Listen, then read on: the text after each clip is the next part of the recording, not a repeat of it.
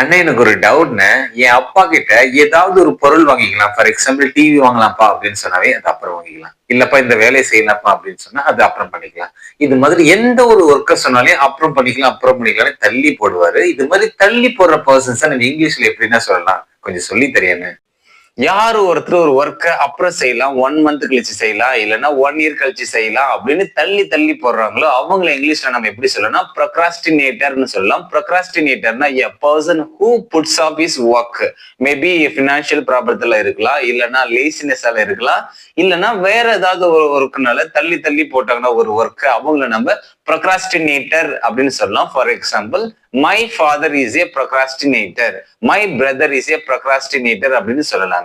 அதுவே நீங்க வேர்பா சொல்றதா இருந்தா போஸ்ட்போன் அப்படின்ற வேர்பை யூஸ் பண்ணுங்க. போஸ்ட்போன்னா ஒரு ஒர்க்கை வந்து தள்ளி போறது. For example, don't postpone to subscribe my channel. என்னுடைய சேனல் வந்து சப்ஸ்கிரைப் பண்றது என்ன பண்ணாதீங்க, தள்ளி போடாதீங்க அப்படின்னு சொல்லலாம்.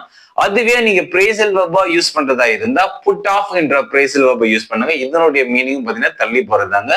Don't put off to subscribe my channel. ஆமாங்க, என்னுடைய சேனலை சப்ஸ்கிரைப் பண்றது என்ன பண்ணாதீங்க, தள்ளி போடாதீங்க, உடனே சப்ஸ்கிரைப் பண்ணுங்க. அந்த பெல் ஐக்கானையும் கிளிக் பண்ணுங்க. அப்பதாங்க நான் போடுற வீடியோஸ் உங்களுக்கு ரெகுலரா வரும். சோ ரெகுலரா பார்த்துட்டு இருந்தீங்கன்னா தான் புது புதுசான வேர்ட்ஸ், இடியம், சென்டென்சஸ் எல்லாம் நீங்க கத்துக்கலாம். I hope this video is useful to you. உங்களுக்கு ஏதாவது இது மாதிரி டவுட் இருந்தா அதை கமெண்ட் பண்ணுங்க. We will discuss in the next video. Bye. Happy learning.